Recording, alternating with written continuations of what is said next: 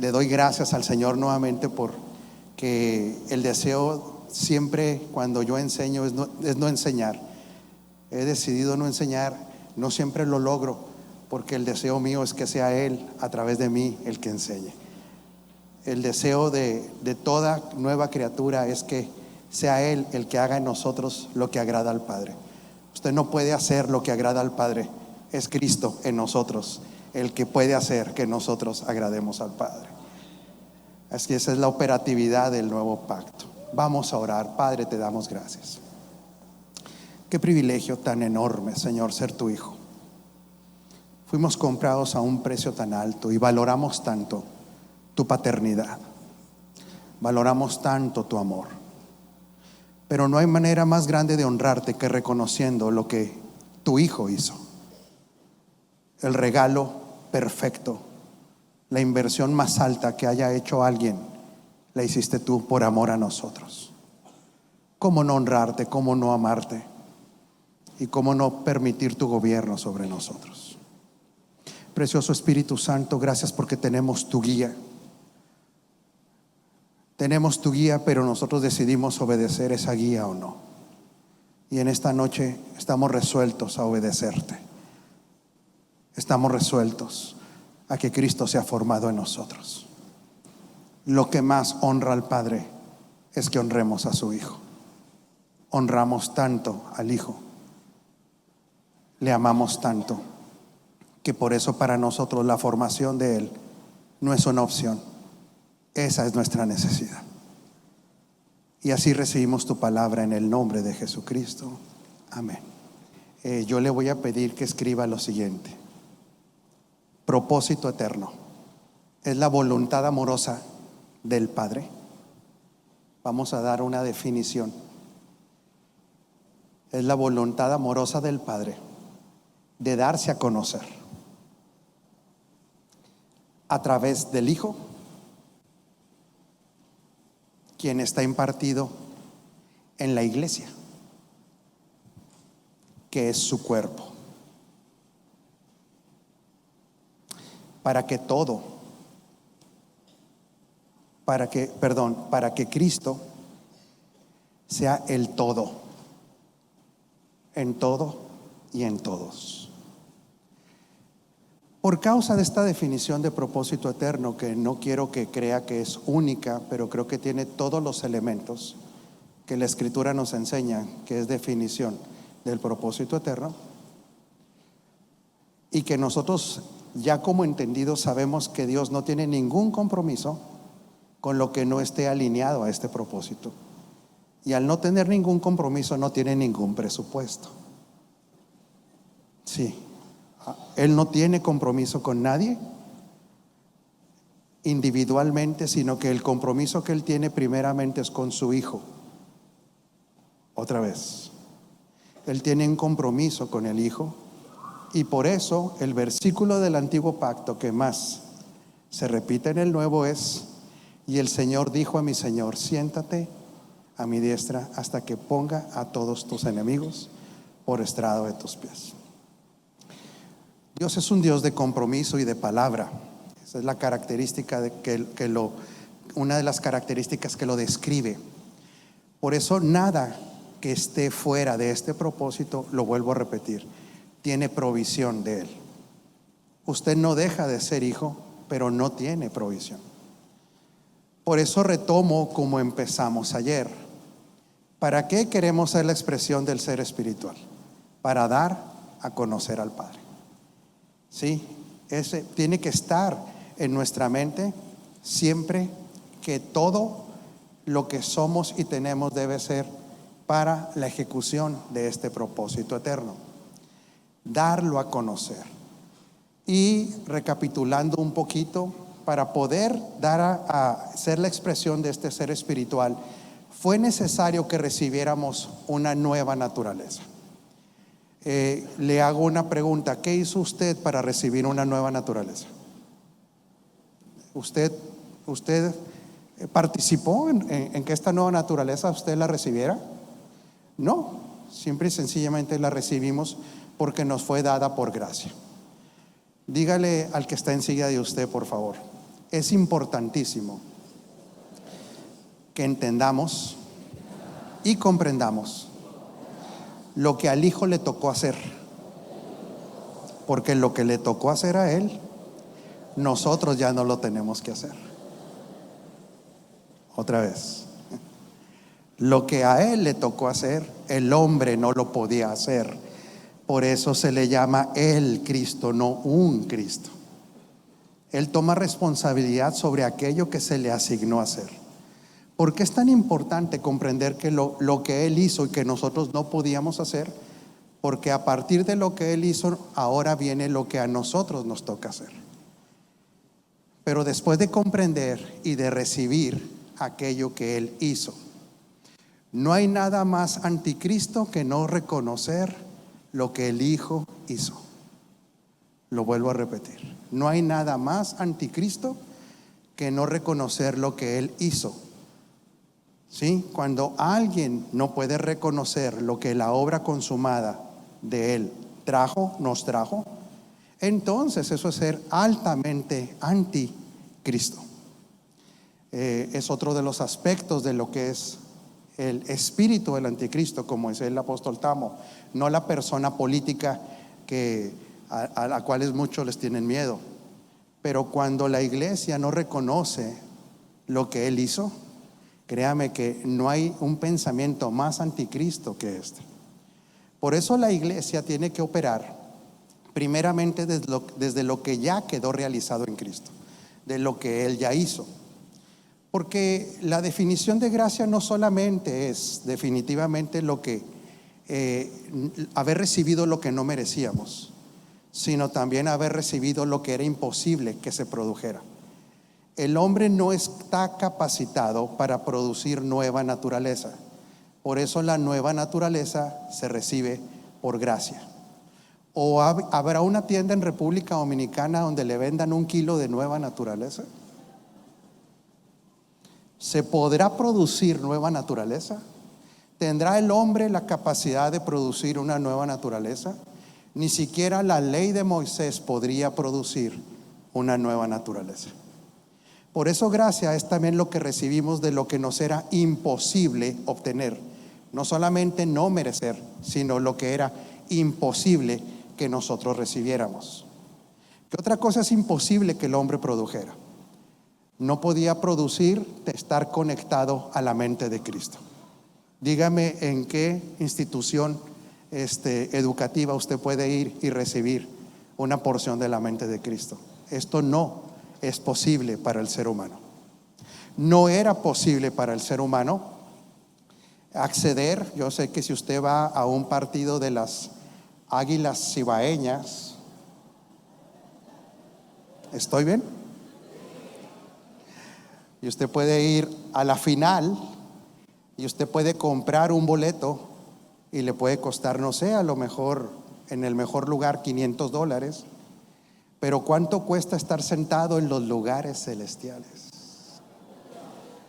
Diga conmigo, nunca me lo merecí, pero tampoco podía acceder.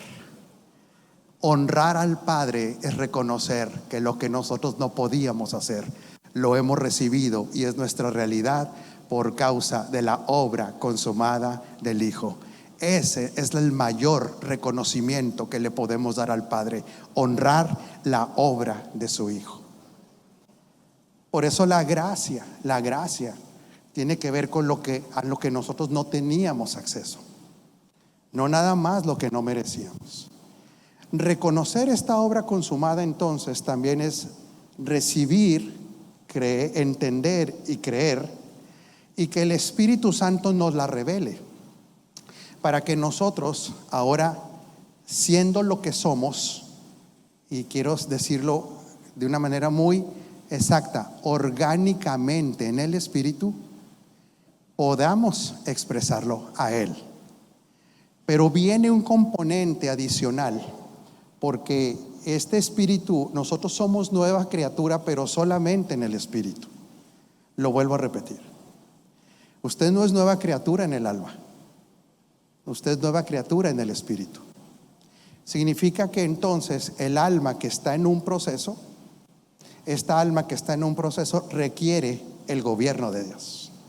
Por eso cuando la Escritura dice que usted recibió un reino inconmovible, diga conmigo: recibí el gobierno de Dios. Qué interesante. Nosotros recibimos un reino. El problema es que cuando se tiene mentalidad de reino de Walt Disney, no se puede comprender lo que realmente significa el reino de Dios. El reino de Dios es el gobierno de Dios. Ahora, Dios quiere que este reino sujete al alma, para que entonces esta expresión que está ligada al propósito eterno se pueda dar. Dígale que esté enseguida de usted: tú tienes los dos componentes para que se dé la expresión. Tienes la nueva naturaleza y tienes la ley del espíritu de vida para que esta expresión del ser espiritual se dé. Dios se proveyó a sí mismo todo lo necesario para darse a conocer. Por eso es tan importante entender tres aspectos de Cristo: lo que Él hizo, lo que está haciendo y lo que Él hará. Pero para poder ser participante en lo que Él está haciendo, primeramente tendremos que entender lo que Él hizo. Por lo tanto, si alguno está en Cristo, es una nueva. Y ahí nos quedamos ayer, ¿se acuerda? Es Caínos creación. Es una creación que no había existido. Es una raza que no había estado jamás en la tierra. Por eso es tan importante, fíjese bien, nosotros claro que podemos utilizar versículos del Antiguo Testamento, pero no podemos utilizar realidades del Antiguo Pacto. A ver, otra vez. ¿Es lo mismo Antiguo Testamento que Antiguo Pacto? No es lo mismo. ¿Qué es el Antiguo Testamento? El Antiguo Testamento es la recopilación de los libros de Génesis hasta Malaquías. Eso es el Antiguo Testamento. Ahora, ¿cuántos pactos operaron en el Antiguo Testamento? Por lo menos 7 o quizá 8, depende de cómo se clasifiquen. De tal manera que los pactos que nosotros vemos en el Antiguo Testamento, hay uno que es el más conocido para nosotros, sobre todo si usted viene de una formación evangélica. ¿Cuál es el pacto que más conoce el pueblo evangélico? El pacto mosaico, llamado Antiguo Pacto. Ahora la pregunta: ¿para quién era el Antiguo Pacto? A ver, otra vez. ¿Para quién era el Antiguo Pacto? Era para el pueblo de Israel, hablando del gentilicio humano y hablando de situación o realidad espiritual. Era un pacto para muertos. ¿Por qué? Porque espiritualmente nadie, hasta que vino Cristo, pudo recibir la vida. Antes de la cruz, todos estaban muertos en sus delitos y sus pecados. ¿Cuál era la finalidad de este antiguo pacto entonces? Acotar el comportamiento humano para preservar esa raza de la cual vendría el Hijo de Dios encarnado.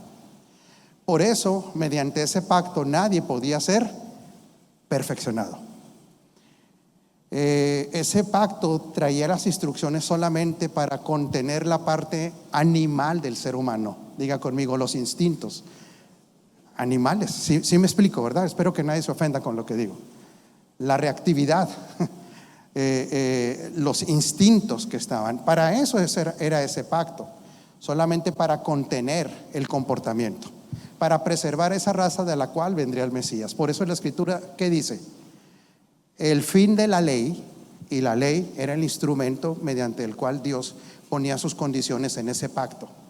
El fin de la ley es Cristo. ¿Por qué el fin de la ley es Cristo? Porque fin aquí tiene dos connotaciones: fin como finalidad. La finalidad de ese pacto es que la gente pueda reconocer que necesita un Salvador. Muchas personas creen que el respetar la ley consistía en exclusivamente obedecer los 10 mandamientos. Pero la ley, ¿cuántos mandamientos contenía? A ver, otra vez. La ley contenía 613 mandamientos.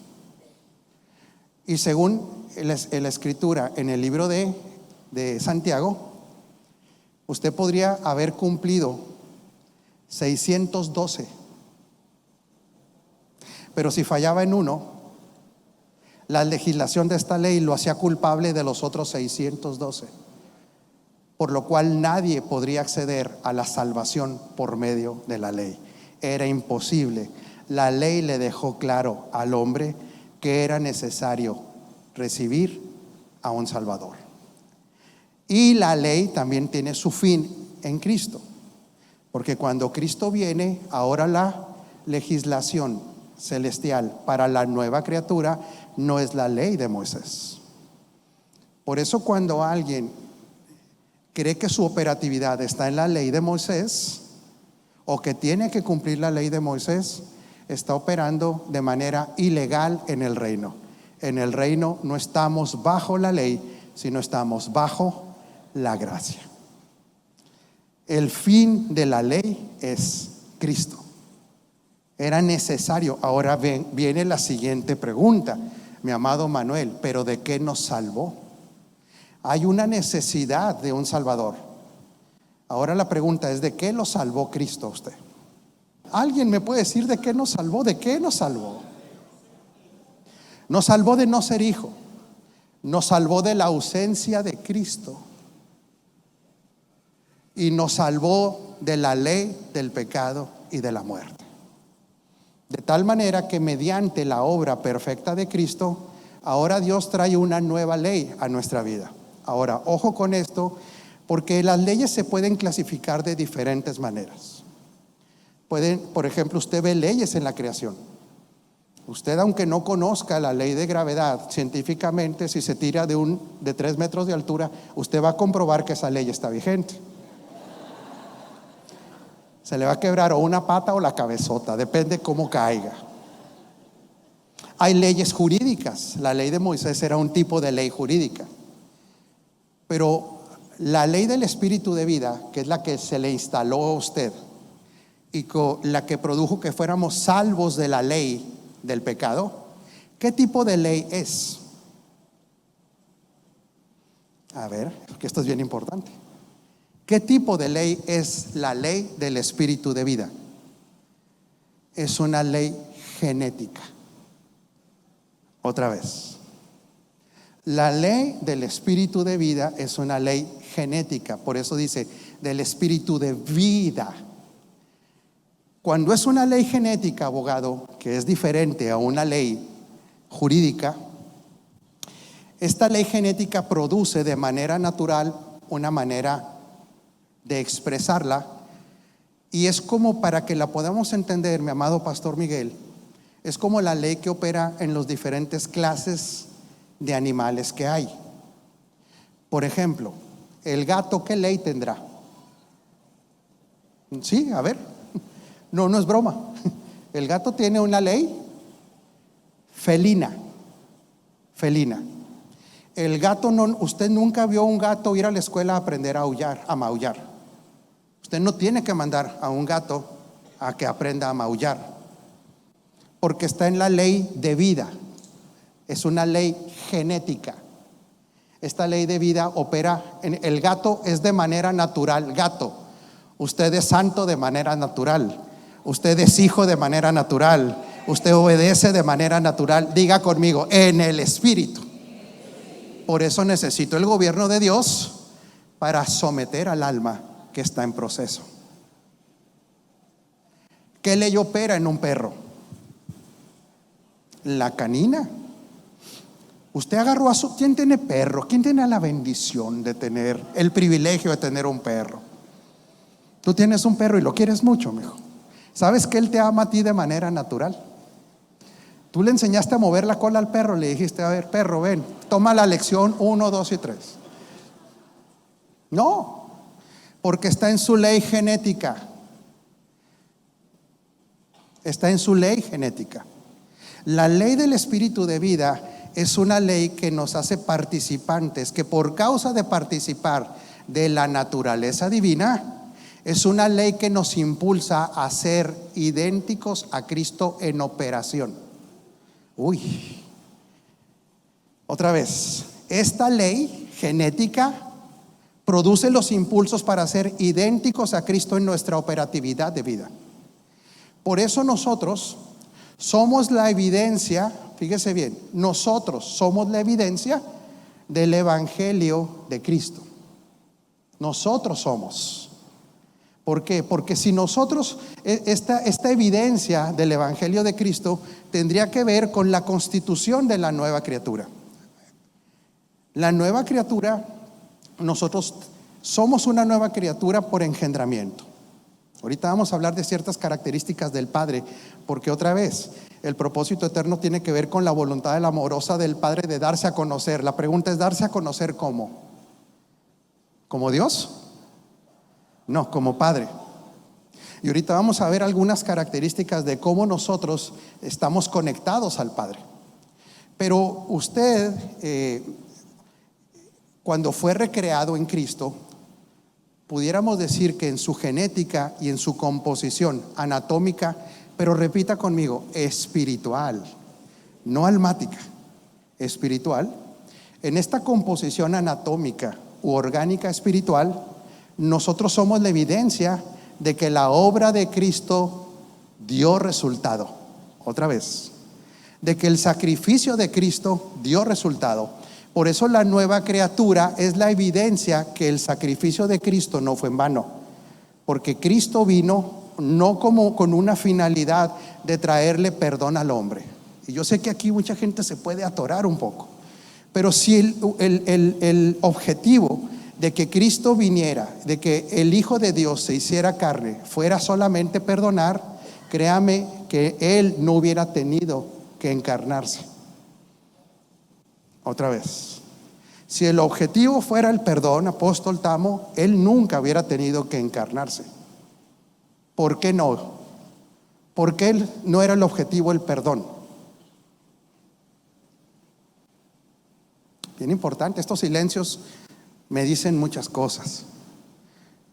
Porque ya existía una metodología divina para el perdón, y era la ley. Tenía la ley elementos para que el hombre recibiera el perdón. ¿Sí tenía o no tenía? ¿Cuáles eran los elementos operativos de la ley para que el hombre fuera perdonado? Los sacrificios de animales. Ahora dice el Señor que los sacrificios nunca le gustaron a Él. Y entonces el libro de Hebreos dice que el Hijo pidió cuerpo para terminar con los sacrificios, para que siendo Él el sacrificio perfecto, entonces se pudiera escribir lo siguiente: porque mediante un sacrificio hizo, no los declara, los hizo perfectos para siempre a los que sigue perfeccionando. Ay, Miguel, ¿hay contradicción en esto?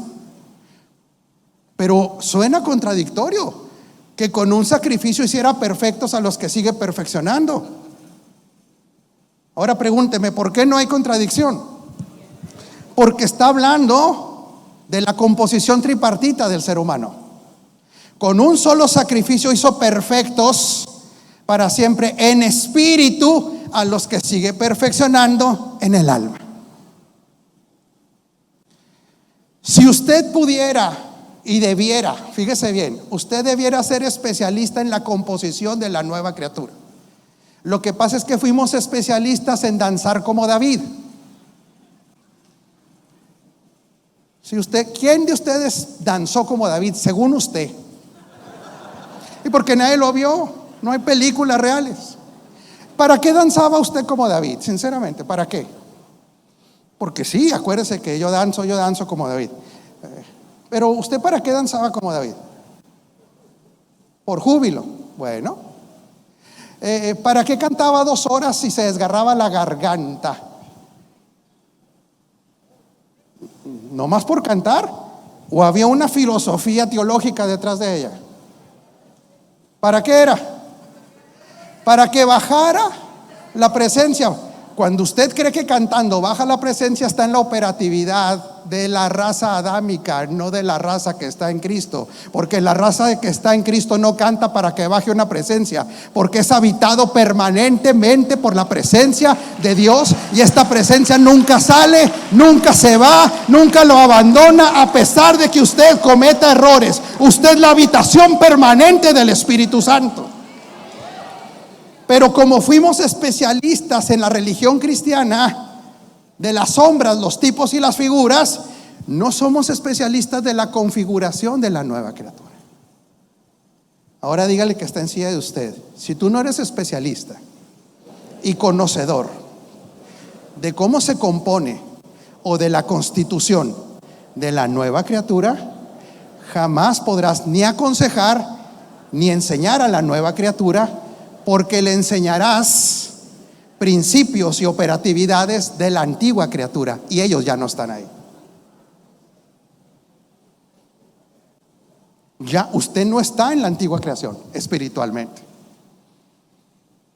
Por eso la anatomía, fíjese bien, voy a hablar de la anatomía o la constitución orgánica de la nueva criatura. Si nosotros tuviéramos, Miguel, la capacidad de verla, ¿cómo vería usted a la nueva criatura? ¿Qué elementos tiene la nueva criatura? No tendrá. ¿Qué elementos tiene? Otra vez, nosotros somos orgánicamente la evidencia del Evangelio de Cristo. Porque el Evangelio de Cristo es la buena noticia que viene exclusivamente por lo que Cristo hizo, no por lo que usted pueda hacer, sino lo que Cristo hizo. Si nosotros pudiéramos tener rayos X del espíritu nuestro, ¿cómo es el espíritu de la nueva criatura? Es perfecto, pero tiene otra característica. ¿Cómo más es ese espíritu? Es santo, es perfecto, tiene la misma vida y genética del que lo engendró. Dígale al que esté enseguida de usted: si tú estás en Cristo, tú no tienes problemas espirituales. Ay, Dios mío. ¿Cómo va a tener un hijo de Dios un problema espiritual si es idéntico a ver, la realidad espiritual de los hijos es la misma realidad espiritual del hijo. Por eso cuando se habla tanto de las mezclas de pactos, estamos hablando de mezclas de realidades. ¿Se hizo perfectos para cuánto? Para siempre. Entonces yo le pregunto, ¿su estado espiritual es alterable? No es. A ver, pero entonces viene la pregunta: ¿y si no ora? Ay. Otra vez, mezclas de pactos. Si no ora, ¿su estado espiritual y su genética espiritual es alterable? No es alterable. Por eso ya no oramos para pedir, oramos para que nos sea revelado quién somos y para recibir instrucciones de nuestro Padre amado, porque con Él platicamos como un papá. Y si no ayuna, ¿se altera su estado espiritual?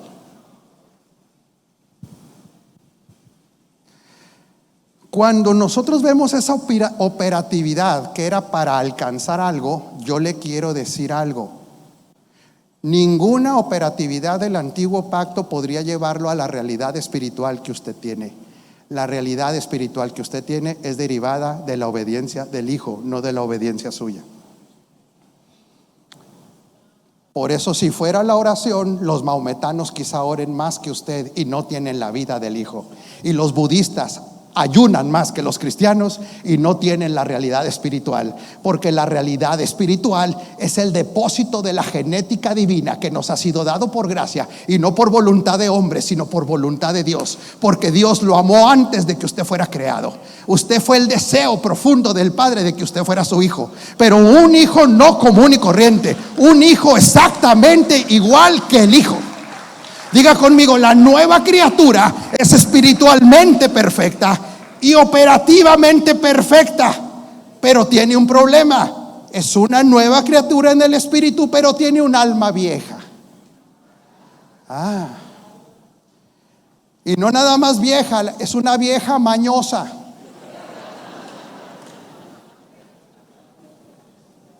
¿No es mala palabra aquí? Pero sí se entiende que el alma es un alma mañosa. ¿Cómo la describe la Escritura? Un alma viciada, porque tenía comunión con la antigua naturaleza. Por eso cuando usted lee Romanos 7 no está hablando de usted. Romanos 7 está hablando del ser humano en su totalidad. Cuando se habla de usted está en Romanos 8. La nueva criatura le fue quitada la ley del pecado por causa de que tiene una ley genética perfecta que nunca puede pecar. Esa es la constitución. Ahora fíjese bien, un médico tiene que saber anatomía. Sí, porque si no, no podría ser médico. Un edificador tendría que saber la constitución de la nueva naturaleza y de la nueva criatura. Por eso hay una evidencia orgánica y hay una evidencia visible que ese orgánico está trabajando bien. ¿Quién de ustedes ha visto su hígado? ¿Usted ha visto su hígado? Pero lo tiene. ¿Y cómo sabe que lo tiene? Ahora, hoy se puede ver por una, ¿cómo se llama? Eso. Pero antes,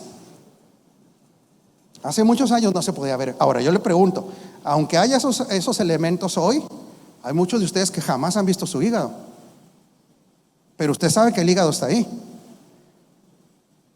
Usted no ve su nueva naturaleza, pero está ahí. Y mediante la educación, a través de las realidades del nuevo pacto, usted recibe la información de que tiene una nueva naturaleza. No que es alguien perdonado, sino alguien recreado. Ay, Dios mío. Otra vez, es que a mí sí me perdonó. Sí, ya se lo expliqué ayer. Él decidió perdonarlo, pero no lo dejó igual. Lo perdonó y luego lo mató. A ver, otra vez. ¿Qué quiere Dios con Adán? No, si quiere algo, matarlo.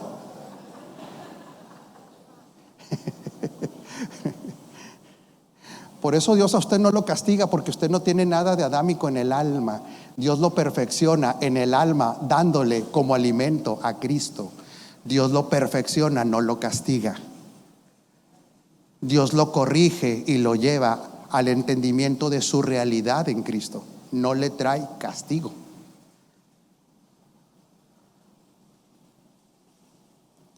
Pero hay una evidencia de que su hígado está bien. Otra vez, su hígado está bien. Usted está ahí, aunque no lo vea. Ahora, ¿quién sí sabe por estudio que su hígado está ahí? Por estudio, ¿quién sabe? Los médicos. Ellos por estudio saben la composición.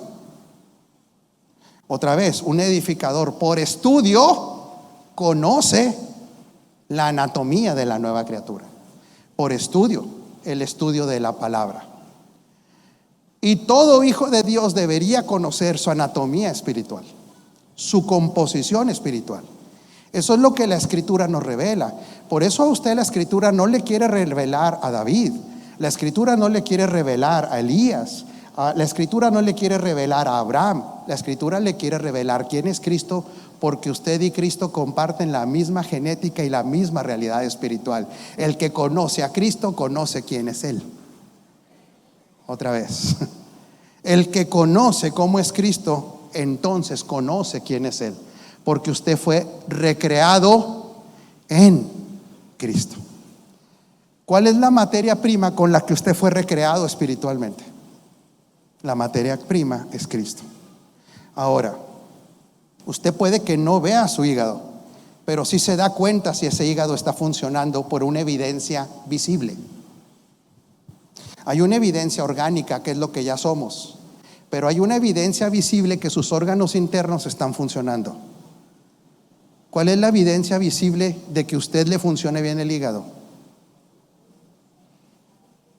El color de su piel y el color que rodea el iris o del globo ocular. ¿Cuál es la evidencia que está funcionando bien que le funcionan bien los riñones? ¿Hay una evidencia? La orina. ¿Hay una evidencia visible que le funciona el corazón? ¿Hay una evidencia visible que usted piensa bien, que le funciona el cerebro? Diga, la evidencia visible de la nueva criatura es que siempre está expresando a Cristo. No que tiene ritos y tradiciones judeocristianas. La evidencia visible es la expresión de la naturaleza divina. Por eso Gálatas 6:15, para nada cuenta estar o no circuncidado. ¿Qué está diciendo? Para nada cuenta estar o no circuncidado. Porque aquí no está hablando, Miguel, de la ausencia de un prepucio. Está hablando de la forma de operar de un pacto. Dígale que está encima de usted: si tú fueras judío y no tuvieras a Cristo, estarías igual de perdido que un ¿qué? Que un gentil. Porque el proyecto de Dios nunca fue entronizar a una raza humana, sino cambiarlo a usted de una raza humana a una raza divina. Él se despojó de su deidad no para quedarse en una naturaleza humana permanente, sino para llevarlo a usted a la naturaleza divina. Hágale así para que presuma el músculo espiritual. Diga: yo soy perfecto en Cristo, yo estoy completo en Cristo, tengo un sistema operativo perfecto que se llama la ley del espíritu de vida. Pero hay una evidencia si esta me gobierna o no, que es mi comportamiento. Por eso en Cristo usted no hace buenas obras. Fíjese bien, por favor, porque fuimos creados para buenas obras, pero Dios define que la evidencia de los espíritus recreados se le llama fruto. La pregunta: ¿por qué se le llama fruto? ¿Es lo mismo una buena obra que un fruto? No es lo mismo. Un satanista puede comprar 1 kilo de chicharrón y dárselo a los pobres y no es fruto, es buena obra. Pero solamente los que tienen la simiente incorruptible pueden fructificar, y el espíritu es la evidencia de la vida espiritual, que es Cristo mismo. Y no toda buena obra es fruto, pero todo fruto es buena obra. Diga conmigo: lo natural en mí es dar fruto. Lo natural en mí es la expresión del ser espiritual, siempre y cuando mi alma esté bajo el gobierno de Dios. Si usted rechaza el gobierno de Dios, jamás podrá llegar a ser la expresión del ser espiritual, porque el alma se lo impide. Ahora, hemos usado tanta jerga incorrecta. Usted no le ha pedido a la gente: deje de ser almático. ¿Usted cree que decir deje de ser almático es correcto? No, porque si usted le dice a alguien deja de ser almático, le está pidiendo que se muera. Tenemos mucha jerga sin entendimiento, tenemos jerga por costumbre y por tradición. Yo no le puedo decir que sea almático, que deje de ser almático porque le estoy pidiendo que se muera. Es como decirle deje de ser corpóreo. Pero cuando hablamos de gobierno, ¿qué tendríamos que decir del alma? Que tu alma sea gobernada por el Zoe, que tu alma esté bajo la sujeción a esta ley del espíritu de vida.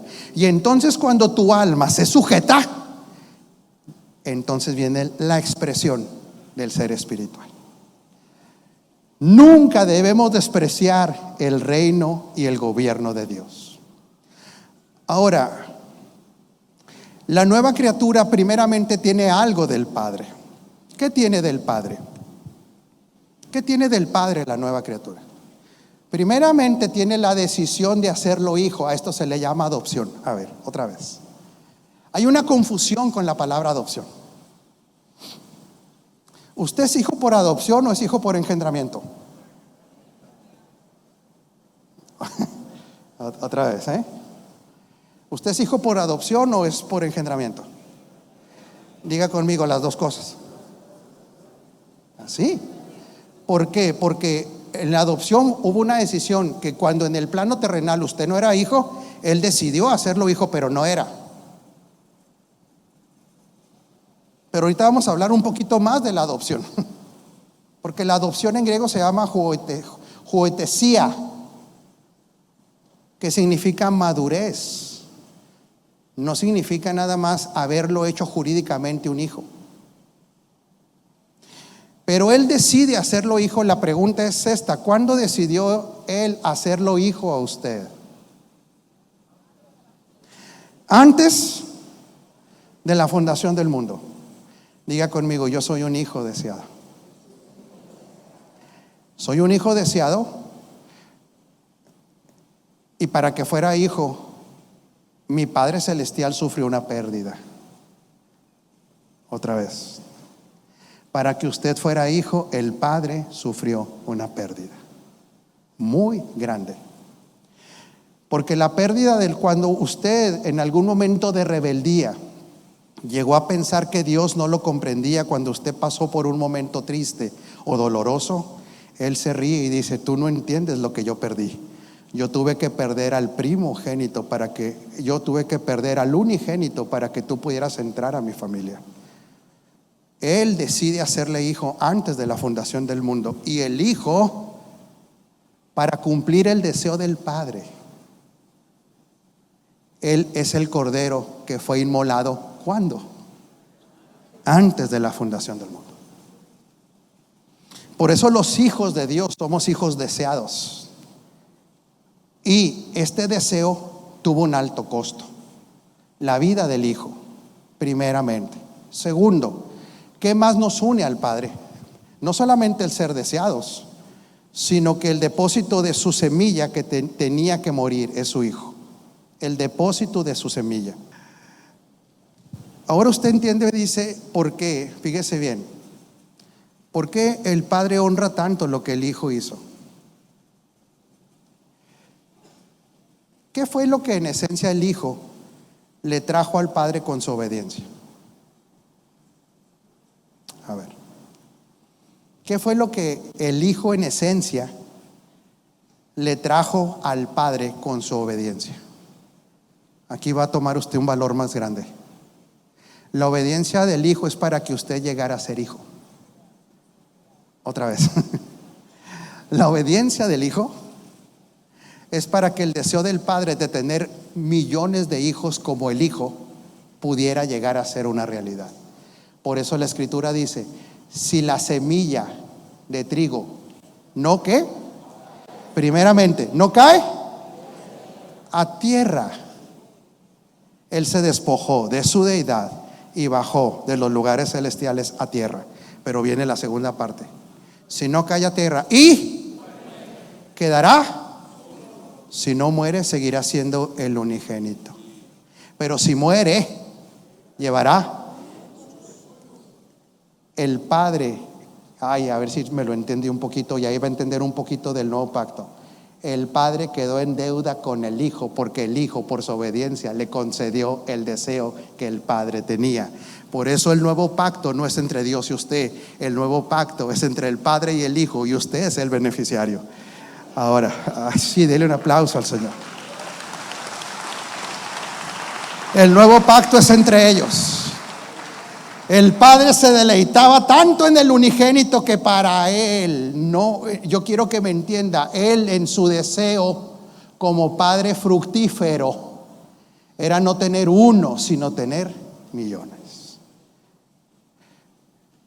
Usted no lo va a ver en un versículo, pero quiero que entienda la naturaleza del nuevo pacto.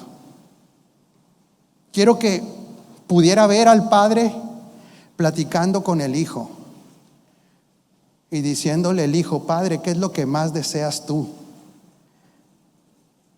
Y el Padre decirle: te amo tanto y me deleito tanto en ti, que quisiera que tú fueras multiplicado para tener millones de hijos exactamente igual a ti.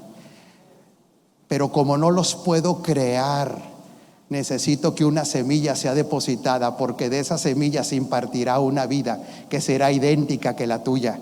Tendrá tu misma genética, tendrá tu misma operatividad, será idéntico a ti. Diga conmigo: en espíritu yo soy idéntico al Hijo. Por eso estoy redimido de toda maldición. Por eso yo soy una persona bendecida. Yo no voy a ser bendecido. Yo quedé bendecido plenamente en Cristo. Por eso es que nosotros hemos sido bendecidos ¿con cuánta bendición?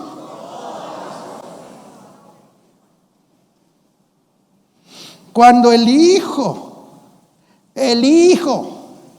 decide darle los deseos al Padre, lo establece en un pacto, y por eso se llama la sangre del pacto eterno, porque ahora tendrá que haber derramamiento de sangre para que el deseo del Padre le sea concedido.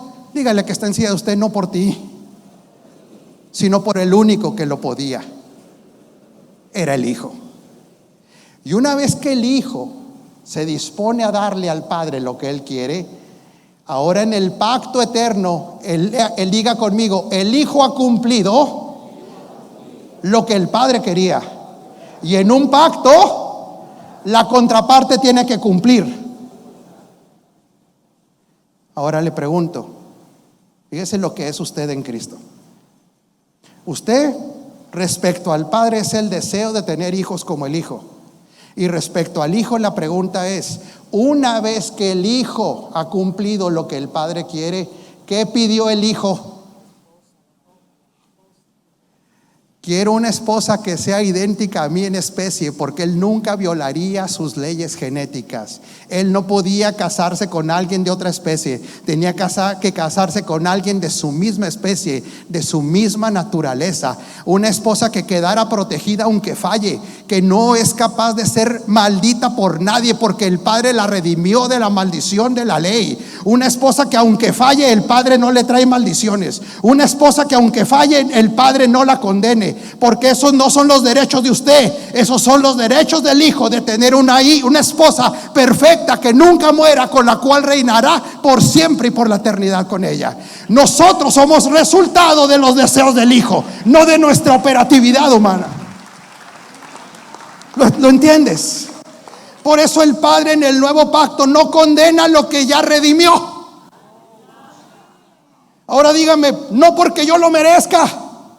Dígalo bien fuerte, por favor. Diga: no porque yo lo merezca, sino porque el Hijo pidió una esposa que nunca le fuera quitada, que nunca fuera alterada su genética. Ama tanto a la esposa que llega a ser espíritu de su espíritu. Así como en el ser humano, la esposa es hueso de sus huesos y carne de su carne, en el plano eterno y espiritual, la iglesia es espíritu de su espíritu, recreada perfecta, de su misma especie, de su misma genética.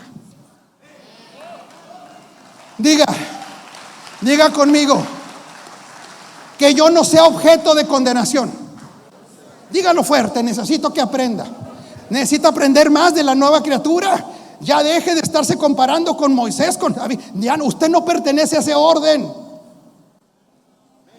Dios nunca buscó de llegar a tener personas de buen comportamiento. El objetivo de Él era tener una nueva creación con su misma genética y hacerlos parte de su familia, para que con Él reinaran por la eternidad. Diga: que yo no sea condenable y que yo no sea maldecible, no es mi derecho, es el derecho que el Hijo tiene de tener una esposa que jamás muera. A ver, ¿quién de usted ama a su esposa? A ver. ¿Y usted cree que la ama con amor perfecto? Sinceramente, ¿quién de ustedes ama a su esposa con amor perfecto? No, eres medio egoísta, viejo, perdóname que te lo diga. No nos confundamos. Todos tenemos ciertas características todavía de carnalidad. El único amor perfecto es el que proviene de Dios.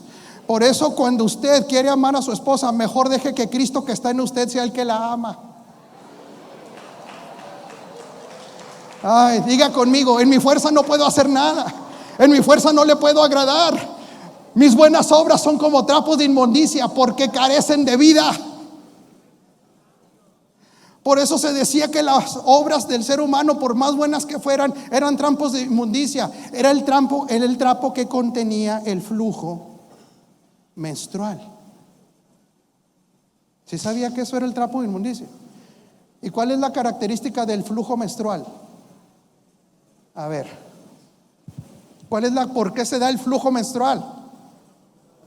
Los hombres no sabemos nada de eso, gracias a Dios. ¿Pero por qué? Diga conmigo, porque no fue concebida, porque está ausente de vida. Toda obra humana está ausente de la vida de Cristo, y solo lo que el Padre honra es lo que tiene la vida del Hijo. Por eso ninguna obra humana a Él lo impresiona. Al contrario, usted sabe por qué la gente no se convierte, no por su maldad.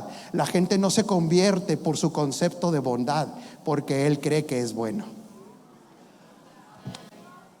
Ahora diga, si yo creo sostener mi realidad espiritual por buenas obras, de Cristo me he desligado y de la gracia he caído.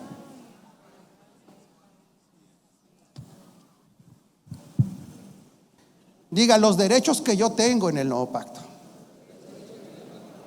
la calidad de vida que yo tengo en el nuevo pacto, no son mis derechos, son los derechos que el Hijo tiene y que se los concedió a la esposa.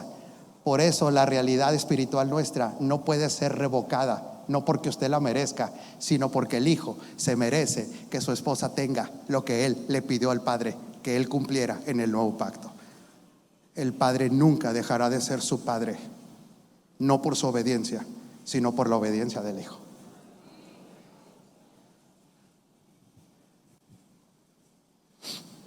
Un poquito para que lo entienda en la administración terrenal. A ver, ¿quién de usted? Ahorita hablamos de la esposa. Usted no la ama de una manera perfecta, pero el Señor sí nos ama a la esposa de manera perfecta. Ahora, para hablar un poquito más del Padre, ¿quién de ustedes tiene hijos? ¿Le ha fallado un hijo a usted? Y cuando le falla, a ver, ¿le ha fallado más de una vez? ¿Y le ha fallado más de una vez en lo mismo? ¿Y usted va al registro público, y usted va al registro civil y le retira el apellido? Si usted siendo malo, si usted siendo malo, si usted siendo malo, si usted que no es perfecto. Ahora dígame, ¿qué más me liga a mi Padre? Que aunque usted fuera al registro civil y le quitara el apellido, Él lleva su genética y nunca dejará de ser su hijo. Haga lo que haga, falle en lo que falle, aunque no cumpla con lo que usted le exija, hay una marca genética en Él, hay una huella genética en Él que no niega esa paternidad. Somos hijos de Dios para siempre, por voluntad divina. Póngase de pie, apláudale al que le ama con amor eterno. Apláudale al autor y consumador de nuestra fe. Apláudale al que honra el pacto con el Hijo. Honre al Hijo y honra al Padre. Dígale al Hijo: tú has obtenido para mí lo que yo no podía obtener, y tú me sostienes donde yo no me puedo sostener. Es tu gracia la que me hace acepto, es tu gracia la que me hace operativo. Jamás dejaré de ser hijo, porque llevo la huella genética, llevo la marca genética de mi Padre en mí.